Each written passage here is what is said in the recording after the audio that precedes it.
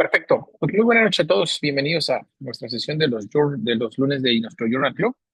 Este, Primero me da mucho gusto tener el día de hoy aquí a la doctora Joan. Este, Sé que hay muchos compañeros de ella, sé que muchos que se conectan por primera vez a nuestro Journal Club. Darles nada más un pequeño pre.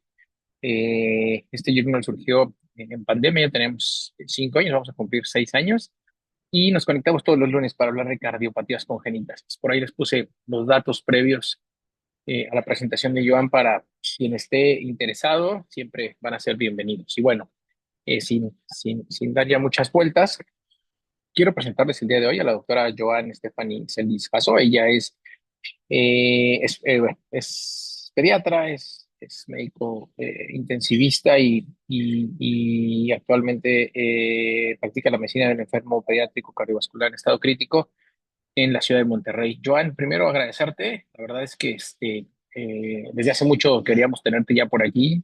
Se notó inmediatamente con toda la cantidad de gente que está conectada hoy que tú presentas. Y ustedes tienen esta publicación, Fístula Sistémico Pulmonar, algoritmo de manejo paso a paso. Te cedo la palabra, Joan, y muchas gracias por estar con nosotros. Claro, muchísimas gracias por la invitación y pues espero que les sea de utilidad esta presentación que yo espero no tardarme más de 30 a 35 minutos, que principalmente el objetivo es que puedan tener como un panorama completo de la fisiología y la fisiopatología de la fístula sistémico pulmonar, que para muchos en algunos lugares podemos subestimarla como un procedimiento de bajo riesgo o de baja mortalidad, pero realmente cuando nos enfrentamos al paciente puede llegar a ser bastante retador, ¿no? Entonces, me gustaría compartirles un poquito de la agenda. Creo que para llegar directamente al artículo que nosotros publicamos y el que próximamente esperamos que salga, me gustaría establecer un contexto, ¿no? Una introducción, una epidemiología, un poquito hablar y entender cuál es el riesgo quirúrgico, el contexto del por qué nos llevó a juntarnos y trabajar en este algoritmo o en estos algoritmos y finalmente algunas conclusiones, que la verdad que el objetivo al final de esta plática es que se lleven los tips básicos para el diagnóstico y el tratamiento de las complicaciones, que finalmente es lo que nos llega a ser muy, muy retador en el posquirúrgico de estos pacientes.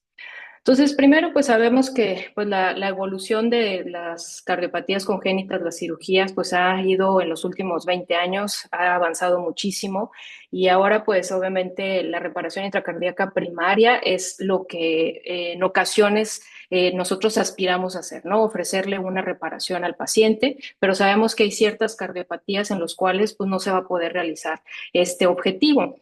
Entonces terminamos cayendo en una de las opciones quirúrgicas que es la fístula sistémico pulmonar, que pues continúa siendo un papel, desempeñando un papel fundamental en el tratamiento de algunos pacientes que tienen este flujo pulmonar que está pues disminuido, que está comprometido y que son cardiopatías que son conducto dependientes, ¿no? Y para aquellos los que son nuevos en las terminologías de este concepto, pues la fístula siempre conocer qué es la comunicación entre dos cosas, ¿no? Y en este caso, pues es entre la circulación sistémica y la circulación pulmonar, ¿no? Y ahorita, pues paso a paso iremos definiendo. ¿Cuáles son algunos ejemplos de las cardiopatías congénitas que puedan llegar a requerir esta cirugía? Pues primero, pues saber que a grandes rasgos tenemos cardiopatías que podemos clasificar con fisiología biventricular y otras con fisiología univentricular. Una de ellas sabemos que es la tetralogía de Fallot, que tiene el flujo pulmonar comprometido y que dependiendo que sabemos que hay un amplio manifestación desde pacientes que tienen una estenosis pulmonar muy severa, pacientes que no tienen una estenosis pulmonar tan severa, sabemos que aquellos recién nacidos con estenosis pulmonar muy severa y que realmente son ducto dependientes, es decir, que el flujo pulmonar depende de un ducto, en algunas ocasiones es necesario realizar una fístula sistémico pulmonar, ¿no? Entonces es uno de los ejemplos de cardiopatías en los cuales podemos utilizar esta cirugía. Otro de los ejemplos, evidentemente, es la atresia pulmonar. No hay una comunicación entre el ventrículo derecho y la arteria pulmonar, y sobre todo en los pacientes que tienen el septum ventricular intacto, que de igual forma necesitamos asegurar ese flujo pulmonar. Otro claro ejemplo es la atresia tricuspidia, que en su ya sabemos en las fases, que en la primera fase necesitamos asegurar este flujo pulmonar.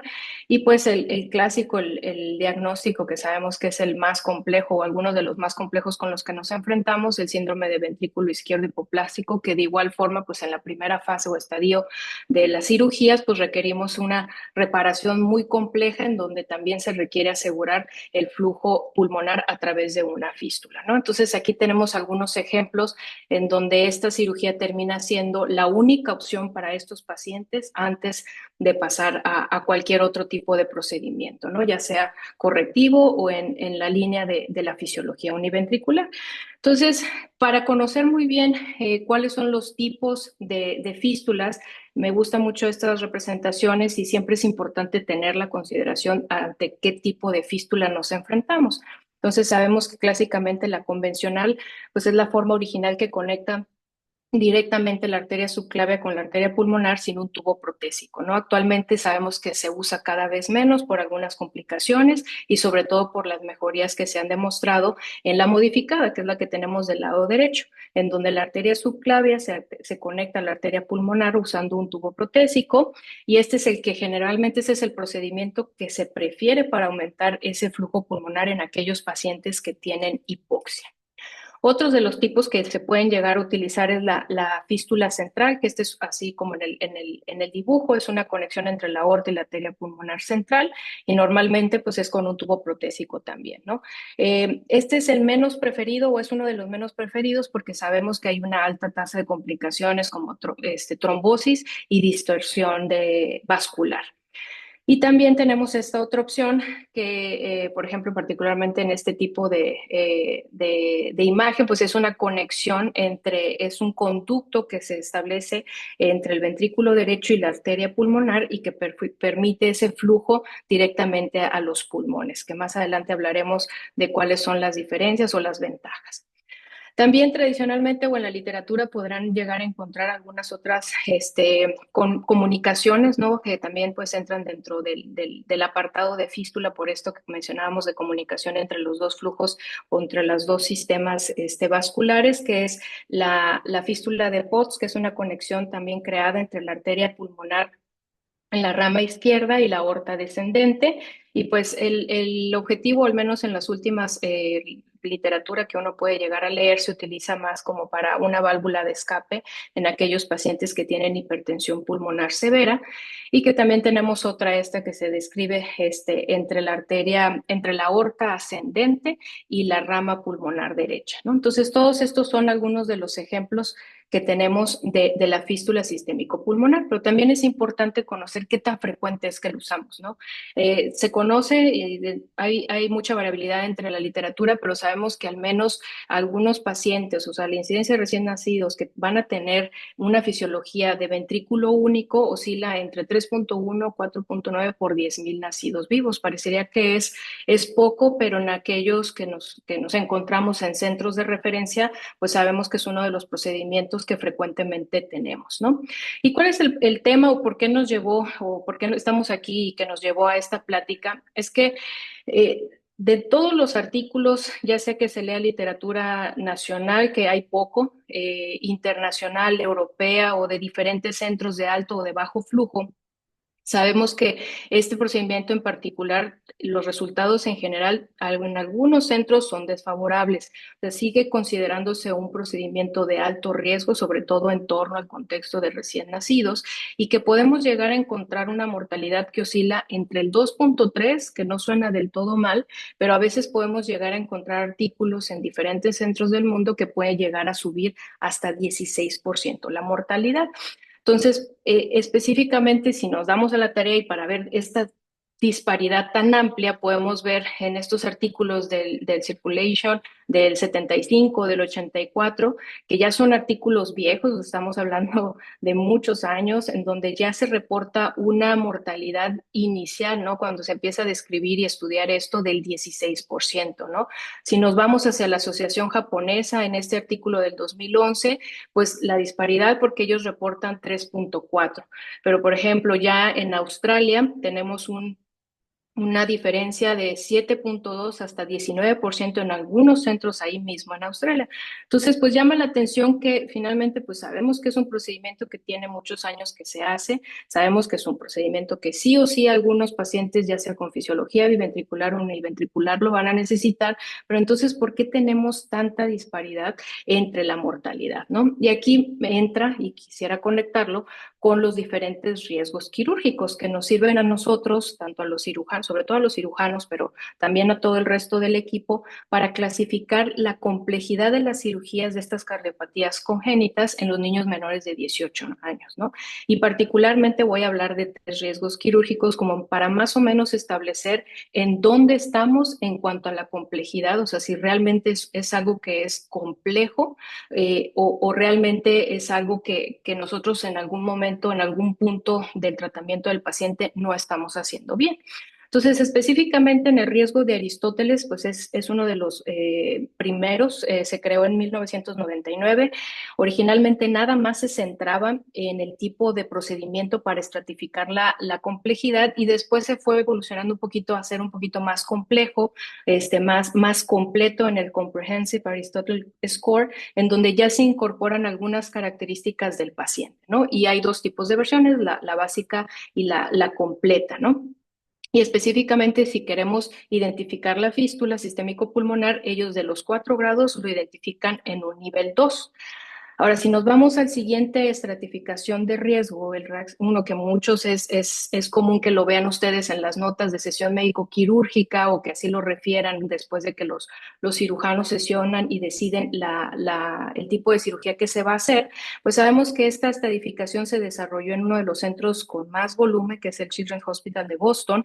Inicialmente, pues se hizo por un panel de expertos, de cardiólogos y de cirujanos, que inicialmente se basó como en juicio clínico de qué tan complejo es o no la cirugía, pero después empezó a fundamentar o respaldar con grandes bases de datos, ¿no? Ya sabemos que en Estados Unidos principalmente tienen una capacidad de reportar estadística a nivel nacional, o sea, a través de todo el país y de forma muy transparente que se sube a una plataforma, ¿no? Entonces, asigna a 207 específicamente procedimientos quirúrgicos, los agrupa en 6 categorías de riesgo para poder, pues ahora sí como que delimitar, como en más o menos predecir o con todo el contexto que tiene el paciente, por dónde estaría la mortalidad esperada, ¿no? Y además en esta estratificación se incluyen factores clínicos como la edad, si el paciente es prematuro, hay alguna otra malformación extracardíaca, que sabemos que todo eso añade complejidad al paciente, ¿no? Y específicamente en pues lo tenemos como una categoría 3 que aproximadamente tiene una mortalidad reportada alrededor del 8.4. Y por último, tenemos el riesgo quirúrgico STAT, que es de 5 categorías. Este es un poquito más robusto, es el más actual o el más nuevo, en donde se juntan dos grandes asociaciones, o la Sociedad de Cirujanos Torácicos y la Europea, en donde pues ya se respalda todavía más con más datos objetivos y reales, ¿no? Las bases de datos que tienen más de 70,000, 75,000 pacientes, o sea, si lo tomamos en los años de la referencia de uno de los estudios que consulté. Y aquí igual, de igual forma se estadifica por 5 y en donde la fístula cae en 4 y que específicamente hace rato me metí a la página de la STS para identificar grandes centros como el Texas Children's, el de Boston, en donde la mortalidad dependiendo al centro pues ya se encuentra diferencias entre 5 al 7.5%, ¿no? Que finalmente es lo que nosotros tenemos como referencia de los grandes centros de alto volumen. Pero ¿por qué estamos en este punto? Porque en algunos de los centros en donde podemos desempeñarnos, trabajar, la experiencia que tienen, en algunas ocasiones se podía llegar a reportar una mortalidad del 34.4% o hasta el 50% si hacíamos cortes en diferentes momentos de la experiencia o de la historia del hospital, en donde se identificaba que precisamente pues, la mortalidad era secundaria a dos grandes complicaciones que son muy claras, ¿no? Cuando la fístula queda grande, ahorita vamos a platicar de eso, la sobrecirculación, o cuando hay algún problema con la fístula porque hay un hipoflujo pulmonar, ya sea por algo mecánico o porque está completamente obstruida. Pero lo interesante y el por qué se originan esta propuesta de algoritmos es que cuando se analizó qué es lo que estaba pasando en estos pacientes con la mortalidad tan alta, encontramos que menos del 50% de los pacientes recibían el manejo recomendado en las primeras 72 horas, que todos bien sabemos que en un postquirúrgico de cardio, las principales horas, o sea, las horas decisivas siempre son de las primeras 48 a 72 horas. Entonces, esto llamaba la atención de por qué, si es un procedimiento que se ha hecho mucho, tiene muchos años de que se está realizando, que hay muchas cardiopatías que lo pueden llegar a necesitar, ¿por qué estamos tratando o nos estamos retrasando en hacer el tratamiento que es debido, ¿no? Entonces, la conclusión más grande fue que pues, necesitamos identificar y tratar adecuadamente las complicaciones cuando se presentan, ¿no? Porque en muchas ocasiones encontrábamos que el tratamiento dirigido a la complicación se retrasaba después o más allá de las 72 horas. Entonces, nada más como reflexión y antes ya de meternos al tema en sí, esta reflexión me gusta mucho porque me gustaría que siempre se tomen un momento para reflexionar qué es lo que estamos haciendo y cómo mejorarlo, ¿no? Y algo que me gustó muchísimo y por eso se impulsó mucho este proyecto de los algoritmos es esa motivación de las generaciones jóvenes que quieren aprender muchísimo y que quieren mejorar el tratamiento y el pronóstico, los resultados de nuestros pacientes. Entonces, muchas veces en lugar de preguntar de quién es la culpa, que sabemos la eterna discusión que tenemos entre intensivistas y cirujanos, que si hizo mal la fístula, que si lo tratamos mal en la terapia, mejor identificar o hacer otro tipo de preguntas, cómo fue posible y qué podemos hacer para prevenirlo, ¿verdad? Entonces, sabemos que errar es humano, cubrirlo no lo podemos perdonar y no debemos aprender, ¿no? No hay ninguna excusa para no aprender.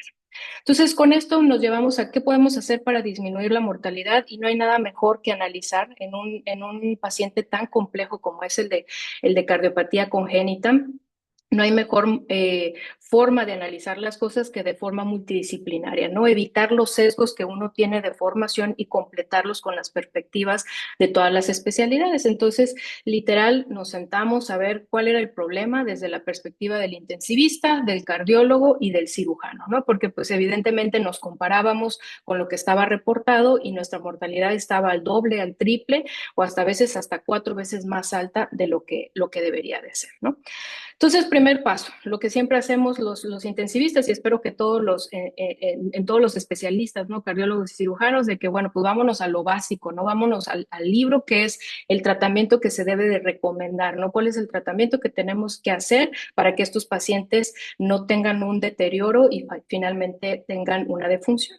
Entonces me llamó mucho la atención que cuando empezamos a buscar la información de las grandes Biblias, de los grandes libros de referencia del tratamiento posquirúrgico en la terapia intensiva, pues nos llevamos la sorpresa que para un paciente que aparente ser un riesgo pues no bajo, sino si es un riesgo intermedio, que ya lo vimos ahorita como riesgo quirúrgico, con una mortalidad que no es nada despreciable, es muy importante, ¿no? Tener 15% o en nuestro caso en el área local 35%, llamaba la atención que las recomendaciones de tratamiento en los libros ocupaban menos de una hoja, ¿no? Entonces, generalmente íbamos a leer en esos párrafos que el único o la recomendación o nuestro tratamiento debe de estar dirigido al balance del QPQS. ¿Cómo? Específicamente qué hacer paso a paso, cómo identificarlo, no, pero solamente decía balancear el QPQS. Otro de los grandes libros, como es el Nichols, el clásico para la terapia intensiva cardiovascular, ni siquiera una hoja completa destinaba al manejo posquirúrgico de este procedimiento quirúrgico.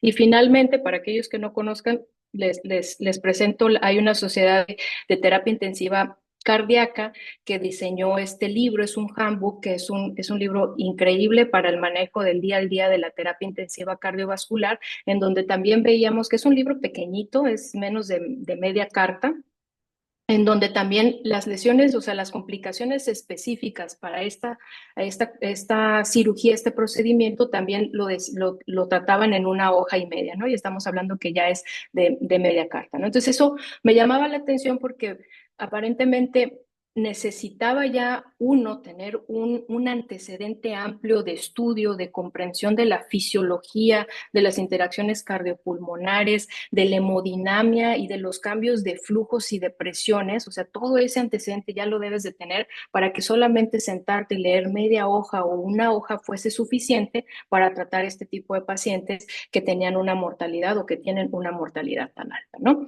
Entonces, pues aquí nos lleva a los algoritmos, entender el qué es lo que necesitamos para nuestros pacientes con estos procedimientos. Entonces, tenemos que enfocarnos en que vamos a tener muy relacionada la saturación de oxígeno y el gasto cardíaco. Entonces, a mí me gusta mucho especificar o ejemplificar los ejemplos y las complicaciones con imágenes que son fáciles de entender, ¿no? Entonces, sabemos que, por ejemplo, en una fisiología univentricular, una gran parte del flujo se va a ir hacia el flujo sistémico y otra parte se va a ir hacia flujo pulmonar. ¿Qué es lo ideal y qué es lo que buscamos? Que se vayan a partes iguales. Eso sería lo ideal. Es muy difícil, sí, pero sabemos que lo mismo, si el flujo pulmonar y el flujo sistémico son iguales, vamos a tener el famoso QPQS igual a 1. Y eso significa que es un paciente bien balanceado, que va a tener un buen gasto sistémico y también un buen gasto pulmonar. Entonces nos va a permitir tener nuestra meta de saturación y tener muy claro que estos pacientes vamos a buscar que saturen de 75-85% y eso se va a traducir en una saturación venosa del 30 al 40%. Si estas metas no se cumplen o tenemos valores para abajo o para arriba, algo no está bien. ¿Y qué es lo que va a determinar qué cantidad de sangre se vaya al flujo sistémico y qué cantidad de sangre se vaya al flujo pulmonar? Pues va a estar determinado por las resistencias vasculares, ya sea cuáles son las resistencias vasculares sistémicas o pulmonares, porque va a ser un duelo de fuerza o duelo de presiones o de resistencias en sí, finalmente, que nos va a decir hacia dónde se va a ir más la sangre o si se va a ir a partes iguales. Y aquí uno de los primeros tips que me gustaría que se llevaran, que el paciente que van a recibir, ya sea que lo estén sesionando para fístula sistémico pulmonar, que lo vayan a operar o que lo vayan a recibir en la terapia intensiva, tener muy clara tres cosas: cuánto saturaba antes de entrar a quirófano, cuánto saturaba después de que ya le hicieron la fístula estando en quirófano y con qué FiO2 estaba esa saturación, y cuánto está saturando a su llegada a terapia intensiva considerando el FIO que tenían en quirófano. Esas tres cosas son muy importantes que ustedes las tengan en mente porque de eso nos va a permitir saber y poder identificar en dónde está nuestro paciente. Ahora, si bien sabemos que el gasto va a estar determinado por estas resistencias vasculares, ¿cómo podemos manipular o modificar estas resistencias, ¿no? Entonces, tener muy claro que las resistencias pulmonares se van a modificar de acuerdo a nuestra oxigenación. Sabemos que el principal vasodilatador pulmonar es el oxígeno, entonces es algo que nosotros podemos modificar, subir o bajar el FIO.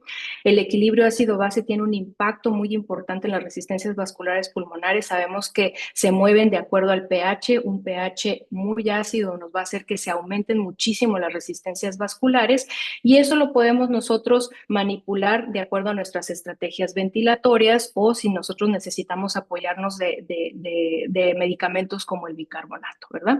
Y en cuanto a la ventilación, pues conocer que los extremos son malos. La hiperinsuflación y las atelectasis, o sea, un pulmón colapsado, nos va a aumentar las resistencias vasculares. Teniendo estos tres puntos en mente, podemos saber qué cosas tenemos que hacer en nuestro paciente para lograr un balance en las resistencias vasculares, ya sea que necesitamos bajar o subir esas resistencias. Y del otro lado, las resistencias sistémicas, pues sabemos que va a depender qué tan vasodilatado o qué vasoconstriñido va a estar el paciente. Entonces, por eso tenemos que identificar los fármacos que son, que modifican este estado de los vasos. Obviamente, reconocer que el dolor y la fiebre también van a ocasionar cambios en las resistencias sistémicas y asimismo la acidosis y la hipovolemia, que son todas esas cosas que nosotros podemos identificar y modificar en nuestros pacientes. Ahora, con esto pues nos lleva a las grandes complicaciones. La sobrecirculación pulmonar, es decir, que vamos a tener una relación QPQS mayor a 1, quedamos que lo ideal es 1. ¿Qué significa que sea mayor a 1? Que se está yendo mucho más flujo hacia los pulmones, por eso la flecha grande, que al cuerpo, que al sistema. Entonces, ¿cómo lo vamos a identificar rápidamente? Pues vamos a tener una saturación arriba de 90-92%, que ya quedamos que nuestra meta era de 75-85, ¿no? Entonces, si ya tenemos un paciente que satura más de 92, y ahorita vamos a ver otros criterios más específicos, ya podemos empezar a pensar que la cantidad de flujo que se está yendo al pulmón es mucho más alta que la del sistema. Y la otra contraparte o la otra complicación es el hipoflujo pulmonar, que significa que en lugar de irse cantidad al pulmón, se está yendo más cantidad al sistema. Entonces, eso significa que nuestra relación QPQS está en menor a 1 y que son pacientes que como tienen un menor flujo pulmonar, vamos a tener unas saturaciones menores a 60%. Entonces, parece muy sencillo, ¿no? Bueno, ok, tengo sobrecirculación o hipoflujo pulmonar. Entonces, ¿qué me toca para a mí como intensivista ya al recibir estos pacientes? Saber si es algo que yo estoy haciendo mal o que mecánicamente algo está mal con la fístula, ¿no? Entonces, esa es como que la principal diferenciación que tenemos que llegar a hacer para nosotros optimizar lo mejor que se puede el paciente para si a pesar de que estamos haciendo el diagnóstico y el tratamiento oportuno no se está haciendo, bueno, entonces considerar otras herramientas diagnósticas como el cateterismo o si es necesario una intervención quirúrgica. Pero nunca saltarnos inmediatamente a que algo está mal, sino que siempre preguntar qué puedo yo hacer para balancear este balance, ¿no? Ahora, entonces, pues es así como salió el proyecto de los algoritmos, que es a lo que nos lleva aquí, ¿no? Que hicimos una revisión exhaustiva de la literatura para conocer todo de la fístula, ¿no? De los pacientes que necesiten este tipo de procedimiento, factores de riesgo, complicaciones, mortalidad, tratamiento. Se convocaron a varios expertos, más o menos 16 ahí fueron los que participaron, de todas las especialidades, ¿no? Sobre todo, pues las que están en contacto directo, cardiología pediátrica, la hemodinamia, cirugía cardiovascular, terapia intensiva, ecocardiografía, entre otros, ¿no? Y con todas las recomendaciones y toda la revisión de la literatura se realizó un consenso de diagnóstico y tratamiento de estas dos grandes complicaciones. Y siempre es muy importante reconocer la cantidad de gente que participa en el cuidado de estos pacientes. Esa es una imagen que yo desarrollé del equipo multidisciplinario que yo considero que debe de tener un centro de cirugía cardiovascular, ¿no? Y específicamente, pues para el desarrollo de los diagnósticos y el tratamiento de estos algoritmos, pues convocamos a todas estas personas, ¿no? Estas especialidades que se encuentran en los cuadritos, pero para tener una idea muy clara de que esto no es nada más una sola persona, sino que se requiere el enfoque de diferentes personas, ¿no? Y nos lleva al artículo, ¿no? La implementación de un algoritmo diagnóstico terapéutico específicamente para hipoflujo pulmonar, ¿no? Y ahí, pues agradecer a todos los participantes y sobre todo al primer autor, la doctora López, que fue la que impulsó y realmente estuvo siguiendo, ¿no? Identificando uno de los grandes problemas que se tenían en la terapia para saber cómo podíamos aportar a positivo, ¿no? ¿Qué podíamos hacer diferente?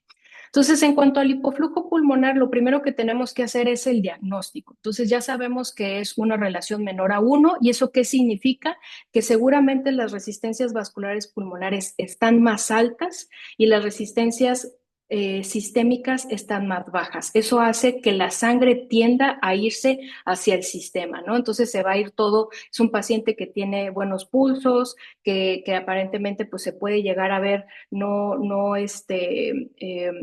se puede llegar, o sea, tiene algunos datos como de no es el clásico chocado porque hay buen flujo hacia el sistema, pero ¿cuál es el gran problema? Que no hay un flujo pulmonar para mantenerlo, ¿no? Entonces tenemos una saturación baja.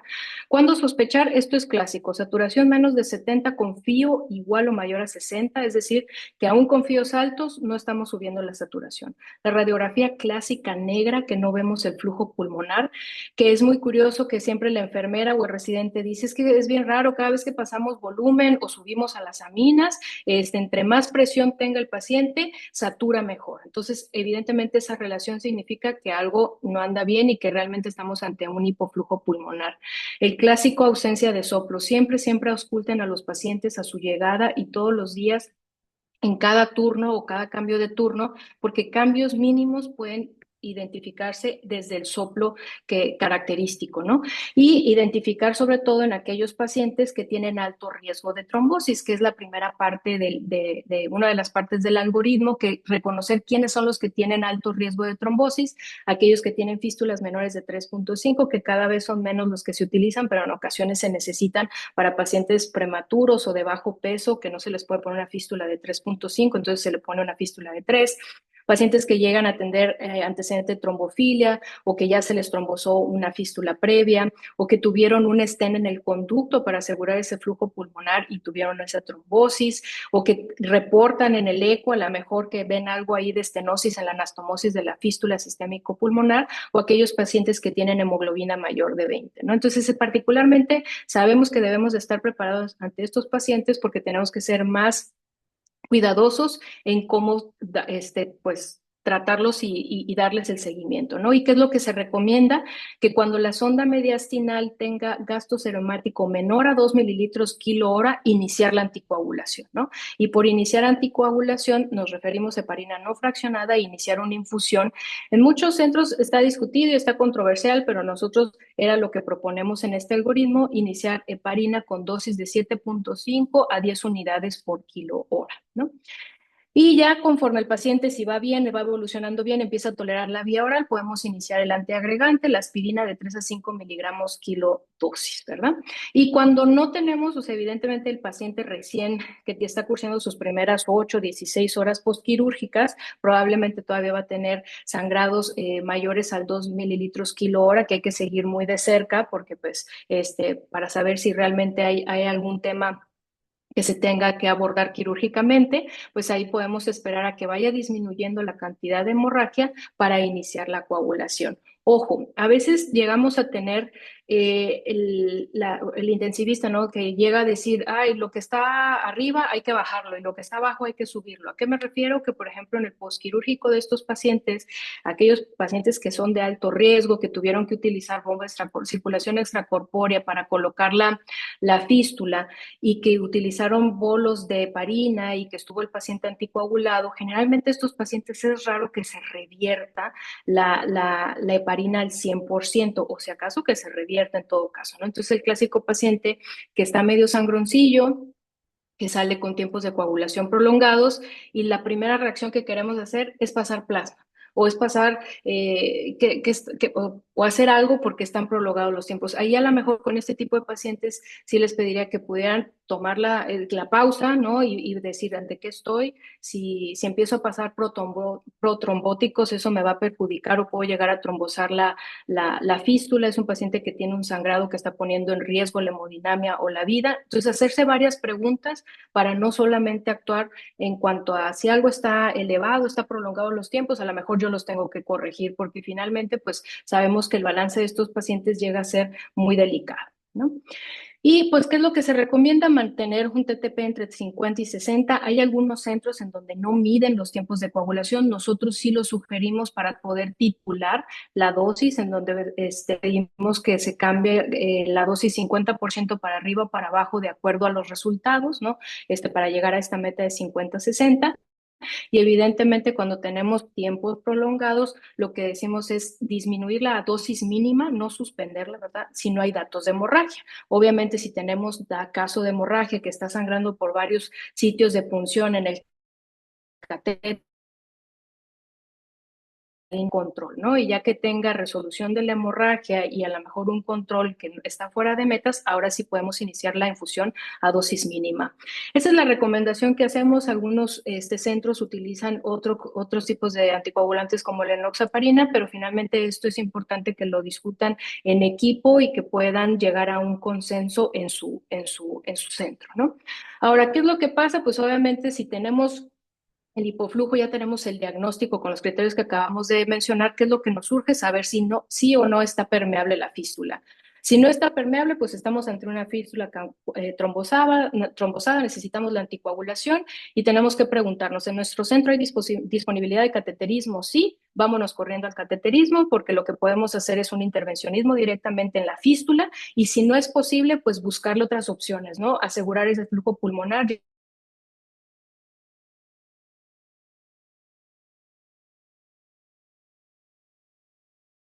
de cateterismo es ahí cuando ya estamos platicando con cirugía, que ya necesitamos pasar al paciente urgentemente a quirófano y cambiar la fístula.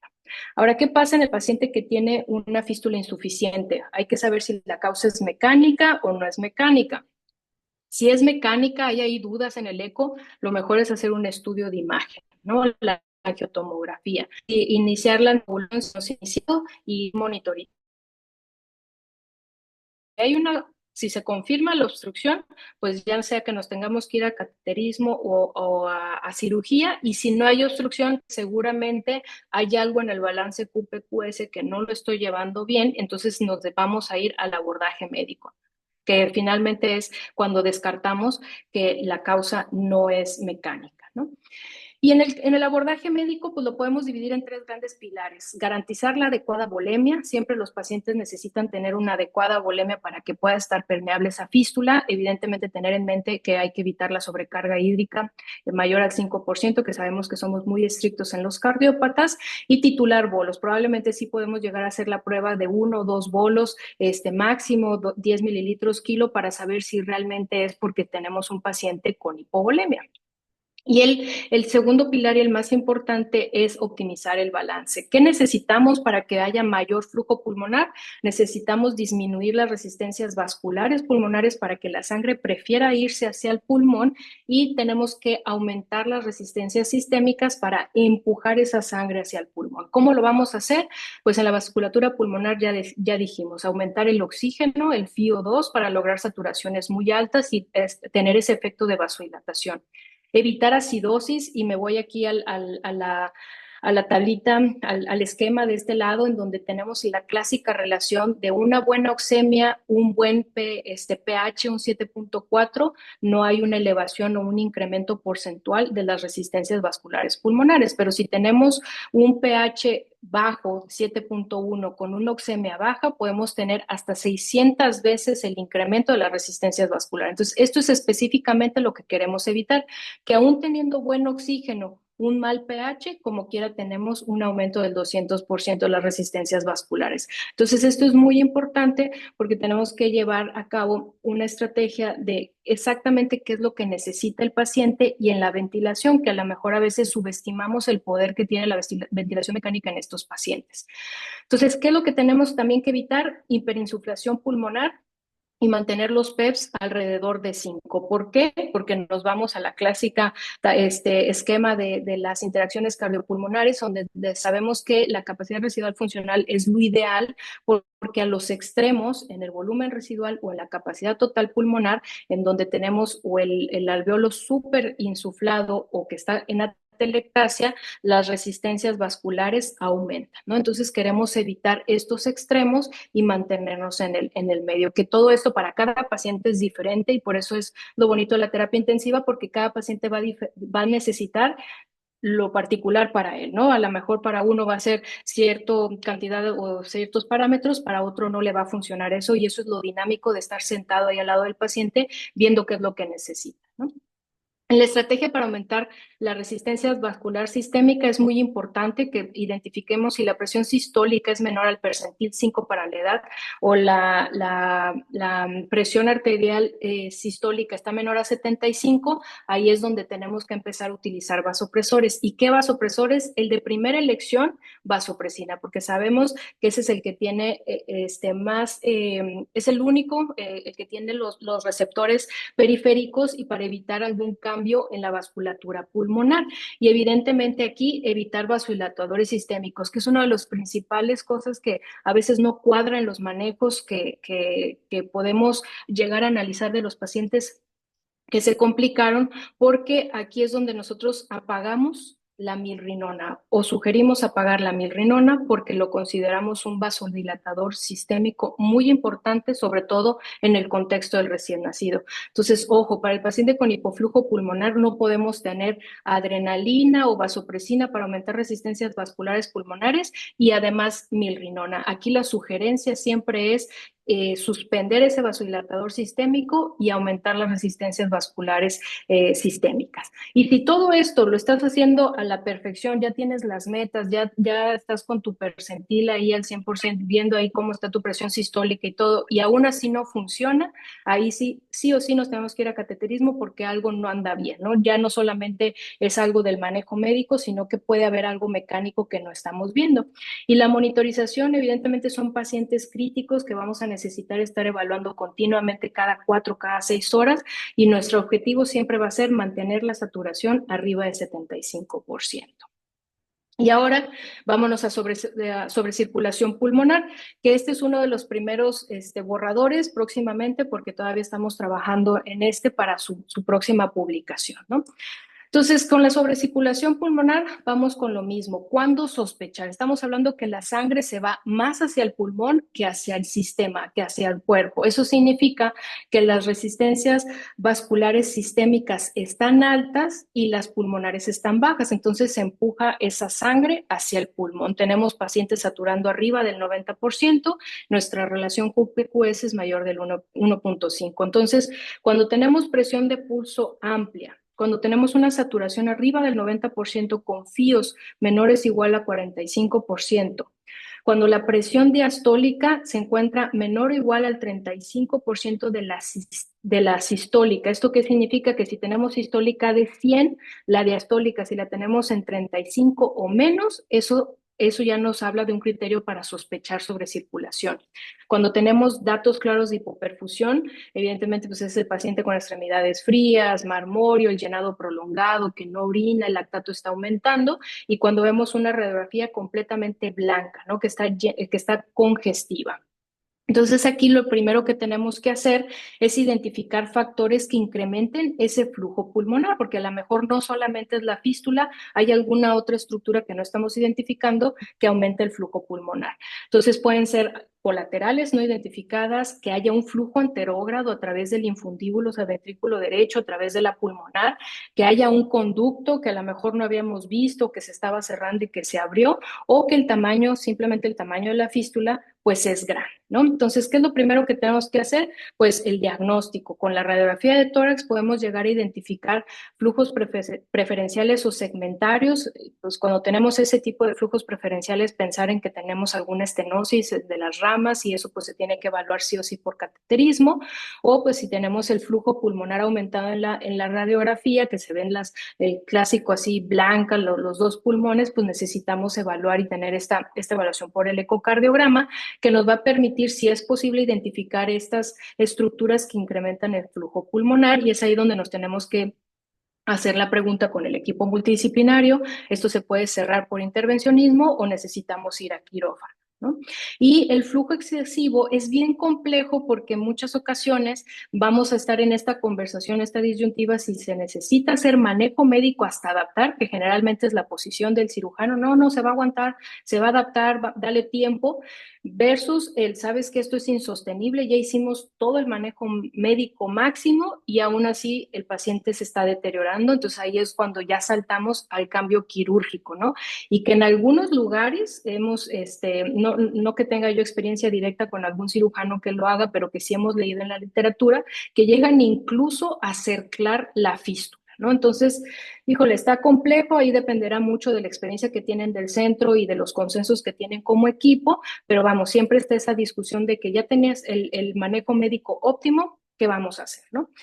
¿Cómo vamos a optimizar ese balance? Pues las estrategias para aumentar esas resistencias vasculares pulmonares, lo que queremos es que no vaya tanta sangre hacia el pulmón, entonces vamos a tratar de poner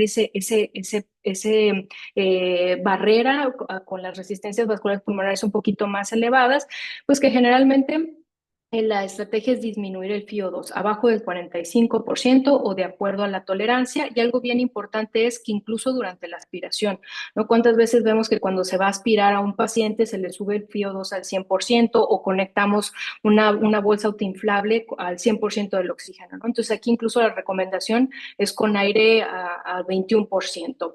Y a veces tendemos a subestimar que de un 5 o un 10% de FIO2 es suficiente para desequilibrar desequilibrar ese balance. Entonces, para que lo tengan en mente.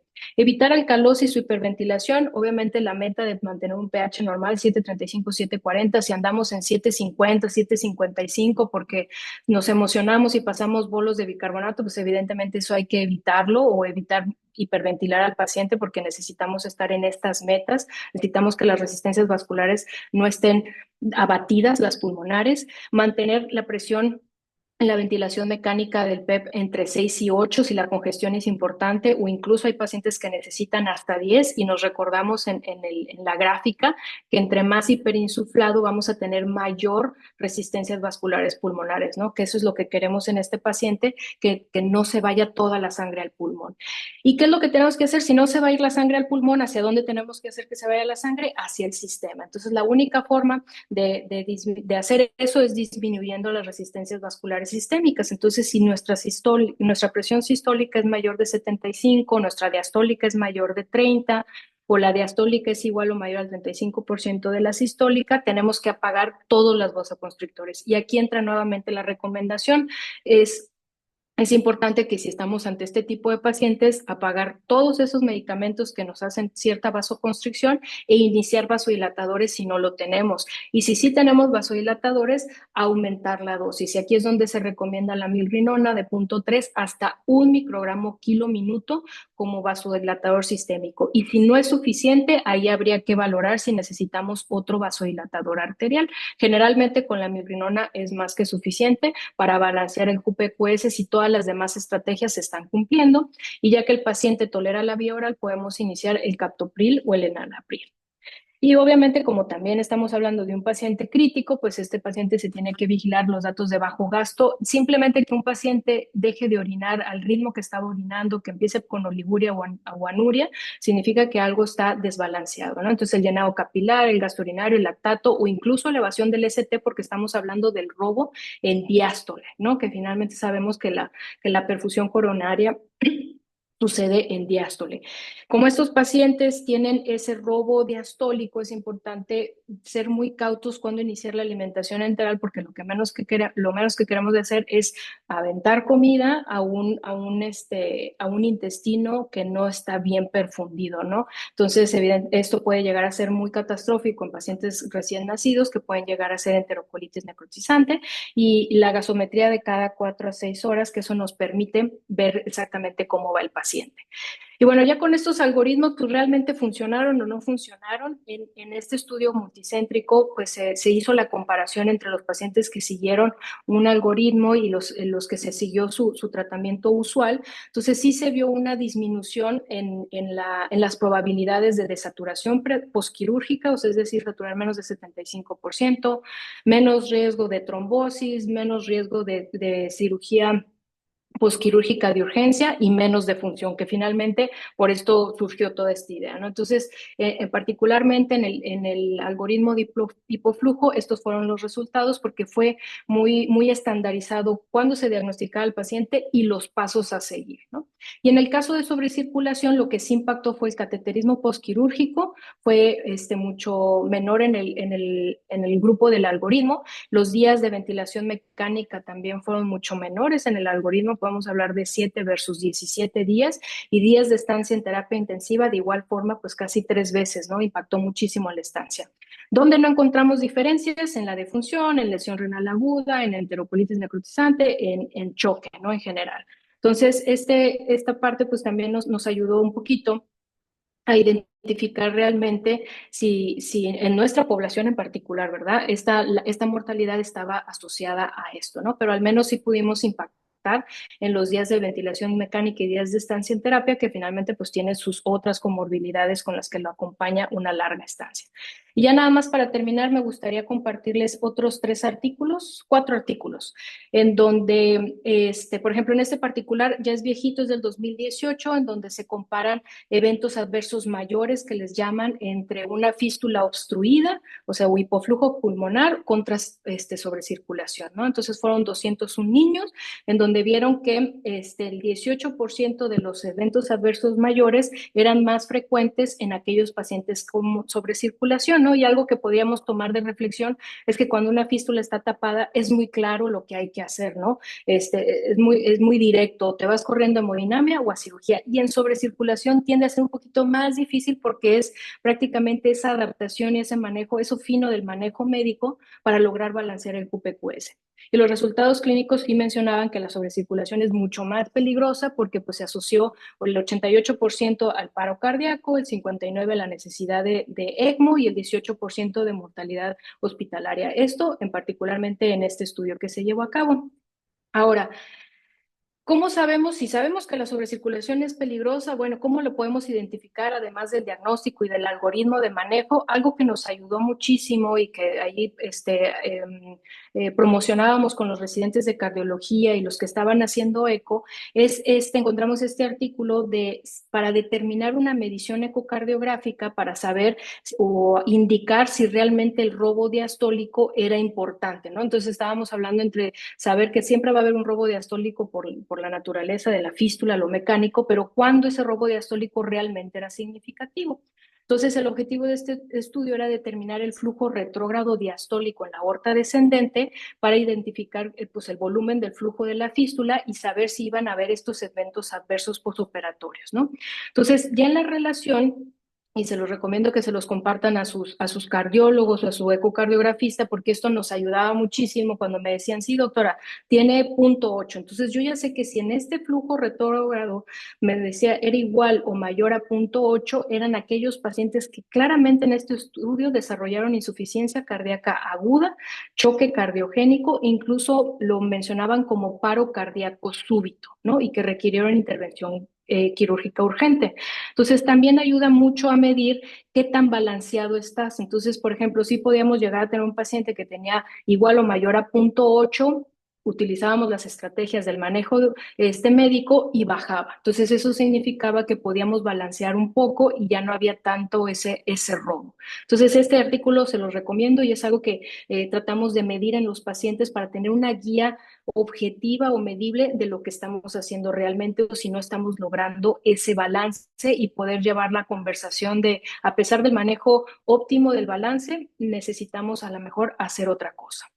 Ahora, también mencionábamos, bueno, pues la fístula parece ser pues la que nos va a ayudar en mucho de las cardiopatías y también empezaron a desarrollarse las otras opciones como el stent en el conducto, ¿no? Entonces, particularmente aquí se comparan entre esas dos opciones una revisión sistemática y un metaanálisis de 6 estudios, en donde mortalidad temprana en los primeros 30 días no hubo diferencia, pero en la mortalidad a mediano plazo hubo menor mortalidad con el estén en el conducto, hubo complicaciones, menos complicaciones del procedimiento, pero sí vieron reintervenciones no planificadas más con el conducto, el estén en el conducto, ¿no? Entonces, creo que cosas que nosotros como intensivista vemos mucho, pues son qué tan las estadías prolongadas, porque eso pues se acompaña de complicaciones como infecciones o intubación prolongada. Entonces, al menos en este artículo, el estén en el conducto sí disminuía mucho las estancias en terapia intensiva y en la hospitalización, ¿no? Pero esto también depende mucho de la experiencia que tiene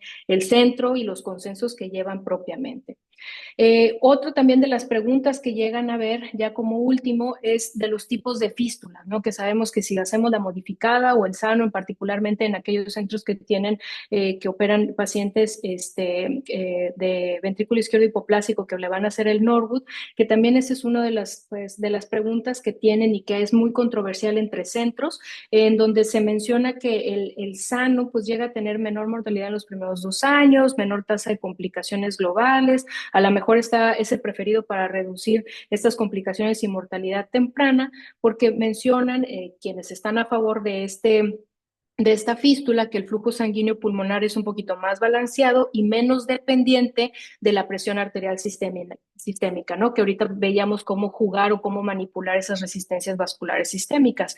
Entonces, la verdad es que mucho de esto tiene que ver con ese trabajo en equipo y cómo se comunican entre todos para saber realmente, pues, cuáles son los resultados ya específicamente de su población en particular y de los pacientes que están atendiendo. Y eso me parece que es todo. No sé si haya alguna pregunta. Muchísimas gracias, Iván. Bueno, pues abrimos las preguntas para el foro. No sé si alguien tenga ¿Alguna pregunta, algún comentario para la doctora Joan? Hola, doctor, buenas noches. Yo Adelante, soy Karen. la doctora Karen Pineda del Hospital del Niño Poblano, para el Niño Poblano. Tengo una pregunta respecto a su penúltima diapositiva, cuando habla del stent ductal. Cuando tenemos un stent ductal en la terapia intensiva, ¿hay algún, o sea, cambia el monitoreo respecto a la fístula? O sea, ¿qué modificaciones hay en el monitoreo? En la toma de gasometrías, en todo el manejo que nos explicó. Realmente como el estén en el conducto termina siendo muy similar, o sea, mecánicamente a los flujos que tenemos con que tuviéramos una fístula, el tratamiento, o sea, la monitorización, el tratamiento y las estrategias de balance terminan siendo las mismas. Cosas que sí podemos llegar a hacer o que posiblemente dependiendo de la experiencia que tengan en el centro y que a lo mejor es un poquito más frecuente, por ejemplo, lo que a mí me tocó, ¿no? Cuando se empezaron a hacer los estén en el conducto es que a lo mejor la monitorización por eco era más frecuente, pero precisamente porque era algo nuevo. Pero realmente para la monitorización y las estrategias de manejo es exactamente lo mismo. Siempre ver el balance del QPQS, qué tanta sangre vamos a tener hacia el sistema o hacia el pulmón y cómo lo podemos balancear. Excelente, muchas gracias por su ponencia. Aquí en los mensajitos, Kevin, excelente ponencia, doctora Celis, muchas gracias. Buenas noches, excelente plática. Una pregunta, ¿a qué niños deberíamos considerar el uso de doble antiagregantes? Sí, justo eso es importante. En el algoritmo, por ejemplo, del hipoflujo pulmonar, en donde identificamos los que tienen riesgo de trombosis, que son muy particulares, en esos son los en los que realmente nosotros podemos sugerir y no estaría criticable agregar un segundo antiagregante, que generalmente es clopidogrel. Por ejemplo, pacientes que tienen el antecedente, que tienen hemoglobinas muy altas, la poliglobulia, o que tengan antecedentes incluso de trombosis en fístulas, porque sí nos ha tocado ver pacientes, ¿no? Que esta es su segunda o tercera fístula, porque por X o Y siempre se estaba trombosando el paciente. En ellos son los en los que sí podríamos considerar tener un doble antiagregante, que creo que eso sí es importante tener comunicación con el cardiólogo, porque una vez, si es que todo sale bien y sale el paciente de la terapia, pues el seguimiento será con el cardiólogo. Entonces siempre es importante esa comunicación, pero yo creo que en esos pacientes en particular, sí recomendaría o sugeriría, si tienen la oportunidad, de agregar un segundo antiagregante. Muy bien. Bueno, ella fue, déjame ver, Samantha Villarreal. Doctora Claudia Pavón, excelente presentación. Muchas felicidades. Usted es su equipo. Adrián Oviedo, buenas noches. Felicitaciones por la charla. La doctora, me gustaría saber cuál es el protocolo quirúrgico en la experiencia de su centro sobre la elección ideal del tamaño del diámetro de la prótesis de PTFE en relación al peso, principalmente los menores de 3,5 kilos. Misma pregunta para, bueno, para nosotros en nuestro centro. Gracias y un saludo. Tú Pues yo primero. creo que esa podría ser más para sí justo, pero yo quisiera primero escuchar a los cirujanos. Pero bueno, realmente hay artículos que mencionan o que recomiendan el tamaño de la fístula de acuerdo al tamaño del paciente, ¿verdad? Entonces, pero realmente esa es una decisión que siempre se deja a considerar al área quirúrgica. Sí, sí, al final nosotros primero tomamos en cuenta evidentemente el peso, pero también el tamaño de las ramas de la arteria pulmonar. Creo que dependemos mucho de eso. Regularmente tratamos de poner fístulas en niños ya más grandes, evidentemente recién nacidos, a lo mejor 4, menos de 3,5 kilos, utilizamos 3,5, pero sí dependemos mucho del tamaño de las ramas, que eso es definitivamente lo que nosotros nos guiamos. Muy bien. Flor María, buenas noches, excelente ponencia. ¿Qué vasopresor recomendaría en una fístula? ¿Recomiendan algún objetivo de valor de presión sistémica para asegurar la perfusión? Siempre debe cerrarse el conducto en cirugía. Y con respecto al uso de hemoderivados como plasma, es recomendable en el post inmediato, desde Ecuador. Bueno, desde Ecuador, sí. Muchas gracias por las preguntas. Creo que son de las dudas que siempre nos surge cuando estamos enfrente del paciente. Del vasopresor, yo siempre recomendaría como primera línea la vasopresina, ¿no? Porque tiene menos efecto a nivel de la vasculatura pulmonar y cuando generalmente queremos, ya cuando estamos usando un vasopresor es porque estamos ante un hipoflujo pulmonar y lo que queremos hacer es facilitar el flujo de la sangre hacia la vasculatura. Entonces, lo que queremos utilizar es algún vasopresor que nos ayude a elevar las resistencias vasculares sistémicas, pero que no tenga impacto en la pulmonar. Por eso la primera elección es vasopresina. De ahí la segunda, pues siempre es adrenalina o noradrenalina, la que tengas disponible, ¿no? Pero siempre como primera opción, la vasopresina. El objetivo de la presión arterial siempre es un tema muy discutido que creo que muchas veces se nos olvida que en pediatría pues tenemos para pacientes recién nacidos prematuros, prematuros tardíos o recién nacidos que podemos tener ciertas metas específicas, ¿no? Y muchas veces se hablaba de tener una presión media de acuerdo a las semanas de gestación más 5, ¿no? Como un objetivo para mantener la perfusión. Ahora, específicamente en estos algoritmos, tratando de estandarizar y abarcar a todos los pacientes, sí se menciona que cuando tenemos ahí pacientes que tenemos el problema del hipoflujo pulmonar, al menos aspirar a un 75 de presión sistólica, que sabemos que para un recién nacido probablemente ese sea como el valor máximo alto recomendado de acuerdo al percentil y también igual quitarnos un poquito en la mente de utilizar metas de presión arterial media para perfusión del paciente pediátrico, ¿no? Porque muchas veces pensamos en que una meta que aplicamos para todos los pacientes para asegurar la perfusión renal aplica para todos, pero siempre como que ubicarnos en que estamos que generalmente eso es ante un paciente recién nacido. Entonces, al menos si nos encontramos en esta, o como decía mi maestro, la presión sistólica que requiera o que necesita el paciente. Entonces, pues realmente es algo muy dinámico, probablemente de acuerdo a la edad gestacional, al peso del paciente, vamos a tener diferentes metas, pero si estamos hablando ante un paciente identificado como hipoflujo pulmonar, mi respuesta práctica sería 75 de presión sistólica. Ahora, híjole, la tercera pregunta es un tema. ¿Siempre debe de cerrarse el conducto en cirugía?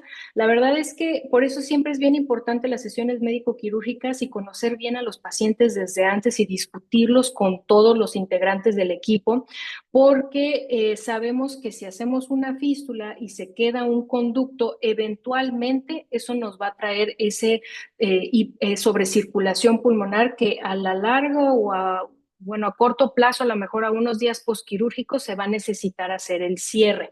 Entonces, creo que esta pregunta es compleja de responder, que debe de ser individualizada para cada paciente y que sabemos incluso que el plan que se entró a la cirugía era cerrar el conducto, pero al momento de cerrar el conducto presenta descompensación el paciente por alguna razón que no sabemos si es por las resistencias vasculares, si el balance se modificó por la anestesia o el paciente en qué particular, no sé si tenemos un pH muy ácido, no sé, o sea, dependiendo, cada paciente es diferente y sí me ha tocado que hay pacientes que se requirió dejar el conducto abierto mientras se estabilizaba y se balanceaba ese QPQS, pero ya cuando estaba balanceado ya terminaba siendo una sobrecirculación y había que cerrarlo, ¿no? Entonces creo que para contestar esa pregunta creo que siempre es bueno sentarse, al menos desde el área de la que sea, sentarte con el cardiólogo intensivista y el cirujano para analizar ese caso en particular. Pero me gustaría escuchar al doctor Charlie al respecto del cierre del conducto en las fístulas.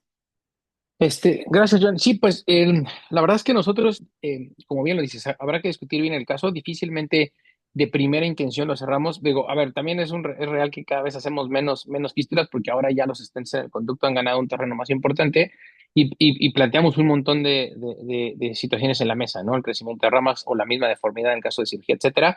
Recordemos que a final de cuentas, cuando hacemos una fístula, el único flujo pulmonar que va a tener en ese momento va a ser el conducto o en su defecto algunas colaterales, ¿no? Pero casi siempre el conducto. Entonces, regularmente estas cirugías las hacemos sin bomba y la verdad es que es una cirugía, como bien lo dijiste al principio, de muy alto riesgo. Entonces, cuando nosotros pinzamos y ligamos el conducto previo o lo cortamos, etcétera, puede haber temas. Nosotros casi siempre por protocolo tratamos de hacer fístulas del lado derecho o donde la rama sea más grande. Entonces, muchas veces dejamos este conducto y aquí sí depende mucho como bien lo dijiste, de la evaluación preoperatoria, pero una posibilidad siempre es cerrarla por cateterismo. Entonces, nosotros es regularmente lo que hacemos. Perfecto, Gracias, muchas Joan. gracias. Ajá, no, y por ahí faltaba otra Y hemoderivados. sí, el cuarto, Hola, con buenas respecto al uso noches. de... Hola. Solo un comentario, un agregado en relación a los comentarios que se han hecho. En relación al tamaño, ¿no? En relación a eso, a nivel mundial, bueno, se ha demostrado la relación del peso y el tamaño de la fístula, ¿no? Que te dice que eso es muy importante para la determinación de el tamaño a elegir de la fístula sistémico-pulmonar al momento de hacer la cirugía, ¿no? Entonces, para adelantar un poquito del trabajo de sobrecirculación que estamos haciendo, que todavía no se ha publicado, nosotros en nuestro centro hicimos una comparativa, ¿no? En relación al peso del paciente y el tamaño de la fístula a elegir. Y encontramos que, por ejemplo, en relación a índice fístula sistémico pulmonar peso, que aquellos pacientes que tienen mayor riesgo de presentar una sobrecirculación pulmonar presentan un índice mayor de 1.3. Es decir, si tú eliges una fístula sistémico pulmonar de 4 milímetros y tu paciente pesa 3 kilos, por ejemplo, ¿no?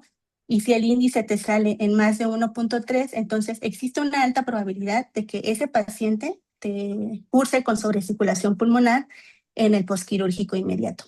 Ahora, caso contrario, si tu índice está por debajo de 1.2 a 1 a 1 a 0.6, perdón, de 1.2 a 0.6, entonces ese paciente tiene más riesgo de presentar hipoflujo pulmonar, lo cual la verdad es que resulta interesante porque a lo mejor eso a futuro nos podría servir también para poder determinar, ¿no?, el tamaño de la fístula sistémico pulmonar a elegir al momento de hacer la cirugía, ¿no? Pero sí es un adelanto que próximamente se va a publicar en el artículo sobre circulación, pero para contestar un poquito la pregunta de la persona que decía, ¿no?, del tamaño ideal de la fístula sistémico pulmonar para el paciente pediátrico.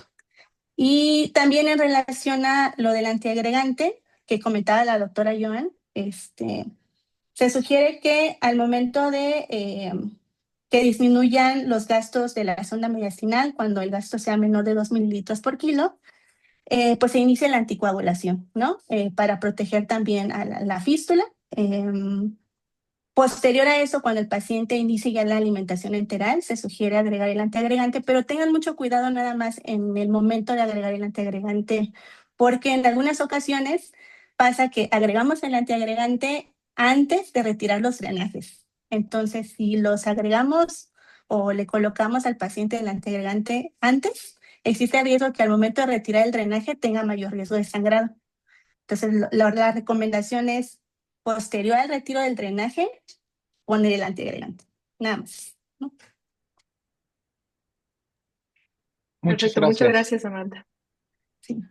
Únicamente que me faltó Sí, el uso de hemoderivados. hemoderivados como plasma.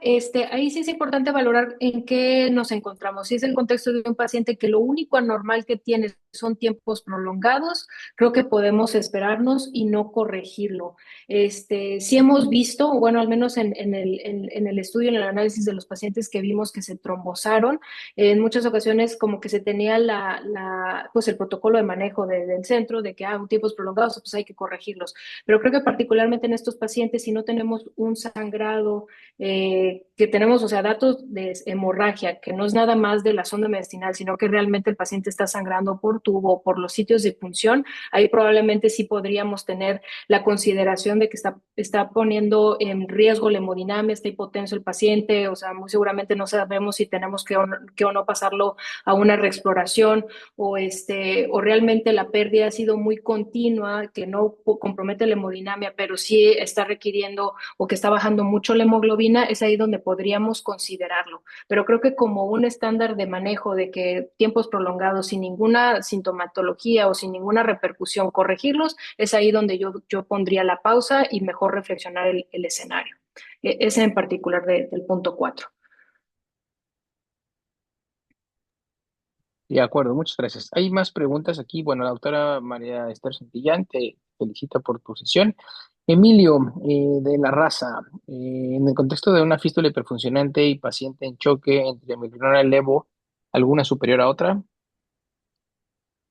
Creo que esa pregunta es compleja porque creo que tenemos pocos estudios reportados con el uso de levosimendan versus milrinona en este paciente en particular, y creo que había que identificar si el paciente en choque es por una disfunción miocárdica o por un desbalance del QPQS, ¿no? Que finalmente sabemos que podemos elegir o tendremos unas preferencias en algunos centros por uno u otro medicamento, pero creo que lo más importante aquí sería identificar el por qué es el choque y si a lo mejor hay una disfunción miocárdica muy clara en el eco, ¿no? Que nos muestra una disfunción, pues probablemente podríamos irnos hacia el levosimendan, que sabemos que en el neonato dosis pequeñas o la dosis de 0.15 a lo mejor es suficiente como vasodilatación sistémica. Entonces creo que analizaría muy bien el caso y a lo mejor podría sugerir el levosimendan para cuando tenemos el choque sea ocasionado por una disfunción miocárdica. En ese apartado, a mí me gustaría agregar también un comentario. Por ejemplo, aquí en el Instituto de Cardiología, eh, últimamente hemos utilizado el levosimendan como manejo inodilatador, ¿no? En las fístulas sistémico-pulmonares que cursan con sobrecirculación. Y los resultados, la verdad es que son muy similares a utilizar milrinona. No hay una gran diferencia porque al final el principal problema del paciente que se encuentra con sobrecirculación pulmonar es el exceso de flujo que le está llegando al pulmón. Ambos inodilatadores cumplen con la función de mejorar el lusitropismo, de generar vasodilatación sistémica. Se, se dice mucho de que la milrinona propicia mayor vasodilatación pulmonar en comparación al levosimendan, que no tiene un efecto tan directo a través de la vasculatura pulmonar. Por eso, últimamente ha surgido esa tendencia de utilizar levosimendan en vez de milrinona, pero ambos inodilatadores, la verdad es que traen resultados muy similares y yo creo, como decía la doctora, el manejo puede ser con ambos. Los resultados son iguales. Muchas gracias. El doctor Bolio nos comenta no cerrar el conducto, solito oxigenar más se cierra por la oxemia. Andy Nava, te felicita también, Joan, y del niño poblano. Me genera un poco de conflicto pensar en milrinona como vasodilatador sistémico en el contexto de sobrecirculación pulmonar, ya que también tendría efecto vasodilatador pulmonar. ¿Qué opina respecto al uso de nitroprusiato para el fin de disminuir las resistencias sistémicas? Sí, sí, justo era una de las controversias que teníamos cuando discutíamos el manejo, ¿no? Que por qué si tradicionalmente en nuestra cabeza tenemos como intensivistas o como cardiólogos que la milrinona es un vasodilatador pulmonar, pero ya directamente cuando nos pusimos a revisar la literatura, la evidencia y las recomendaciones, si bien, o sea, sí el nitroprusiato es como la segunda opción ya cuando llegas al tope de la dosis máxima de milrinona para vasodilatador y que todavía necesitas más vasodilatación, que son pocos los pacientes que llegan a eso, sí identificamos que el efecto de la milrinona como vasodilatador sistémico en ocasiones no en ocasiones, eso es, lo descrito es que tiene un impacto mucho mayor. Entonces, finalmente, en el paciente que tú quieres balancear el QPQS, pues con las otras estrategias puedes llegar a lograr ese balance, ¿no? Entonces sí, creo que es una de las cuestiones que ahí puede llegar a ser conflictivo, ¿no? Para ponerse de acuerdo en los manejos, pero si nos ponemos muy críticos en las recomendaciones y en la evidencia que tenemos, la milrinona en el periodo específicamente igual, hablando nuevamente del recién nacido, tiene un impacto mayor como vasodilatador sistémico. Entonces creo que pues ahí iría como dirigido a ese conflicto, ¿no? Que fue una de las principales barreras que tuvimos con otros intensivistas, que pues siempre tenemos esa idea del vasodilatador pulmonar y qué es lo que queremos, ¿no? Entonces creo que, digo, ya hablando específicamente y cuando estés enfrente del paciente y puedas establecer las estrategias en conjunto, es cuando puedes ver realmente el impacto favorable en el resultado del paciente. Buenísimo. Doctora, en su estudio o experiencia, ¿han podido determinar la influencia del hematocrito preoperatorio en la evolución hemodinámica y la estabilidad del flujo a través de la fístula sistémico pulmonar en el posoperatorio inmediato? La verdad es una pregunta compleja. Creo que pues, nosotros no lo hemos estudiado directamente, ver esa relación del hematocrito. Tendría que buscar directamente si hay algo relacionado, ¿verdad? Que sea directamente hable de la estabilidad del flujo, pero si algo tenemos bien identificado es que la poliglobulia siempre va a ser riesgo a mayor trombosis, ¿no? Y sobre todo entre más pequeño sea el conducto o la fístula. Bueno, el doctor Bolio nuevamente, tradicionalmente, hablando del flujo, si la fístula es de subclavia, el tamaño del tubo, aunque sea grande, la subclavia lo limita, y al crecer la subclavia y el niño, el tubo es el límite. De acuerdo. Diego Freire, ¿influye en la elección del tamaño de la fístula el número o cantidad de colaterales y así tener un mayor riesgo de hiperflujo? Sí, claro, digo, por eso es muy importante la correcta elección del tamaño del material para saber si realmente si va a ser el flujo ideal o nos vamos a sobrecircular, ¿no? Entonces, creo que los dos puntos de vista válidos que comentaba ahorita la doctora Maranta acerca de la elección del tubo, así como la consideración evidentemente de la anatomía propia del paciente para identificar el mejor tamaño, eso es lo que nos permite saber si va a ser poco o va a ser mucho. Pero evidentemente, si tú tienes un conducto, o sea, bueno, tienes un tubo, o sea, tienes la fístula y aparte tienes otras conexiones que te van a llevar a mayor flujo pulmonar, pues entre más tengas, pues mayor riesgo vas a tener de sobrecirculación, ¿no? Por eso mucho de lo que nosotros poníamos de primera instancia como diagnóstico ante la sospecha de un paciente con sobrecirculación siempre es ir a buscar un flujo extra, porque en ocasiones pues tratamos de hacer todo lo óptimo en cuanto al manejo médico, pero va a llegar a un punto en donde sea excesivo ese flujo extra que no puedas llegar a balancearlo, ¿no? Entonces, evidentemente, si tienes una fístula grande y aparte varias colaterales, pues todo eso te va a sumar para el mayor riesgo. Digo, y si no tienes la oportunidad de cerrar esas colaterales o que no tengas pues la correcta evaluación, ¿no? Que no la puedas encontrar por eco, que no tengas hemodinamia que te ayude a cerrarlas, evidentemente va a ser un paciente que tú ya tienes que tener en mente que va a estar sobrecirculado y que posiblemente el periodo de adaptación te va a llevar muchísimo más tiempo, ¿no? Porque va a ser un paciente que vas a necesitar tener intubado mucho más tiempo y que tengas que tener más cuidado en el manejo. Pero sí, definitivamente los pacientes que hemos identificado con sobrecirculación con uno extra, siempre se busca o se buscaba en ese momento cerrar el extra, ¿no? Porque sí impacta mucho, sobre todo en los pacientes pequeños. Gracias, gracias, gracias, Joan. La última pregunta, bueno, entonces podríamos decir que sería ideal cerrar los colaterales, creo que sí. Sí, Muy así bien, es. perfecto. Oye, la última pregunta mía. El manejo más bien, ¿dónde queda el papel de los diuréticos en estos casos? De repente pasa que a lo mejor no en el posoperatorio inmediato, pero sí ya, bueno, ya furcio a todos los niños, etcétera. ¿Dónde queda el manejo de los diuréticos? Y igual, yo creo que va a ser muy particularizado, pero creo que sobre todo en la sobrecirculación, en el paciente que cabe en la sobrecirculación, sí es parte del manejo el utilizar diuréticos, porque finalmente tenemos que balancear pues la volemia y descongestionar los pulmones, ¿no? Que finalmente no lo vamos a hacer sacándole líquido al paciente, que no es lo ideal porque tampoco queremos llevarlo a hipovolemia, sino más al balance, pero evidentemente sí nos podemos ayudar con los diuréticos.